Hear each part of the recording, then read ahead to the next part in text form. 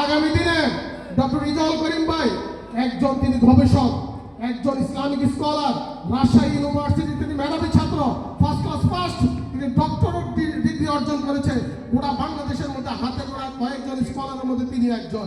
এরকম একজন নেতৃত্বকে আমরা যদি পার্লামেন্টে পাঠাতে পারি, আল্লাহর রহমতে আপনারা ইতিমধ্যে লক্ষ্য করেছেন তার যে পরিকল্পনাগুলো, এই পরিকল্পনাগুলো যদি তিনি বাস্তবায়ন করতে পারেন, আল্লাহর রহমতে গোটা বাংলাদেশের মধ্যে লক্ষ্মীপুর সদর 3 আসন একটি মডেল হয়ে থাকবে ইনশাআল্লাহ। আসুন আমরা মা বোনেরা ভাইয়েরা এই প্রোগ্রাম থেকে যাওয়ার পরে আমাদের আত্মীয় স্বজন, প্রতিবেশী, বন্ধু বান্ধব সকল লেভেলে আমরা ইসলামের এই দাওয়াতটা, ইসলামের পক্ষে সমর্থনের আজকে সকল আমাদের আলেম ওলামারা, সকল আমাদের ইসলামী দলগুলো সব ঐক্যবদ্ধ হয়েছে। আগে বলা হতো ইসলামী দলগুলো হলো বিভিন্ন ভাবে তারা বিভক্ত, এখন আর আমাদের ইসলামী দল বিভক্ত নয়, ইসলামী দল এখন ঐক্যবদ্ধ হয়েছে। আগামী দিনে ইসলামের বাংলাদেশ হবে ইনশাআল্লাহ। আমরা সেই লক্ষ্যে কাজ করে যাব। আল্লাহ তাআলা তৌফিক দান করুন। আমিন। আসসালামু আলাইকুম ওয়া রাহমাতুল্লাহ।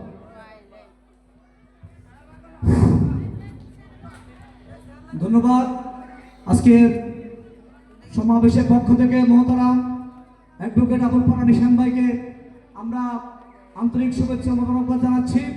তিনি আমাদেরকে সুন্দর ভাষায়, সাবলীল ভাষায় কোরআন থেকে তিনি আমাদেরকে নির্বাচনের পক্ষে এবং ইসলামের পক্ষে তিনি আমাদেরকে নসিহত পেশ করেছেন।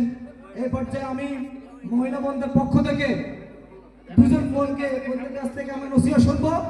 তো আমি এ পর্যায়ে কথা বলার জন্য অনুরোধ করছি সংক্ষিপ্তভাবে আমাদের মহিলা বন্ধের মধ্যে থেকে যে দায়িত্ব পালন করেন আমাদের আয়েশা আপার কাছ থেকে আমি সংক্ষেপে কিছু কথা বলার জন্য সবাই অনুরোধ করছি। আয়েশা আপা।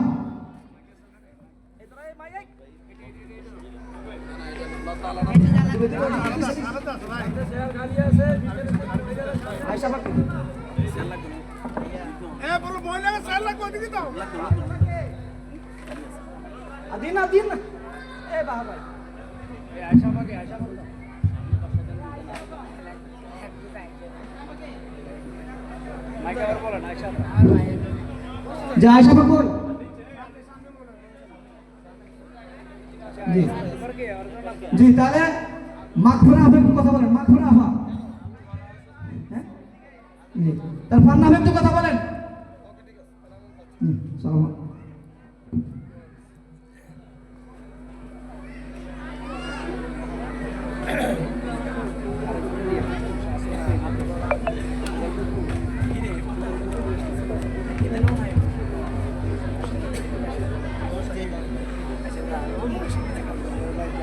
Ano yan ito na kahit 2 weeks ago?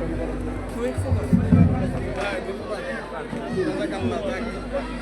Rahal, এমনিতে আল্লাহ পেনের ভিতরে জন্য যিনি জায়গা দিয়েছেন আল্লাহ তো অবশ্যই